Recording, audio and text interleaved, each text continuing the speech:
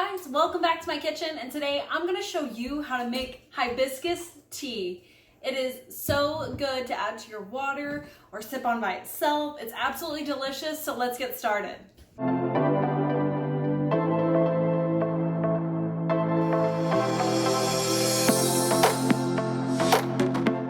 So for today's recipe, you're going to need a pot, hibiscus leaves. You will need 2 cups for this recipe. These are dried hibiscus leaves. I purchased them off of Amazon, but I'm sure you could probably pick them up at like Whole Foods or something like that. I will link the ones that I buy below because they're pretty affordable and they're delicious.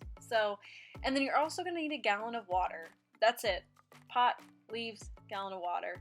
Super easy, super quick.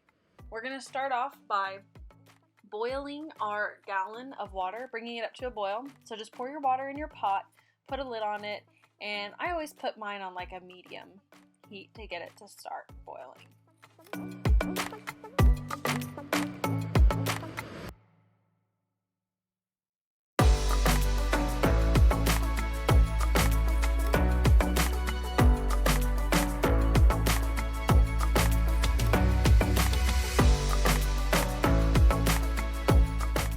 So our water is now up to a boil.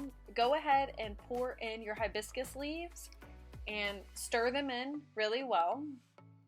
Once you give it a nice good stir, just go ahead and pull it off of your heat. We don't want them to boil anymore. And put your lid back on this pot. So put your lid on and pull it off the heat. And we're gonna set our timer for 20 minutes. We're gonna let this steep for 20 minutes.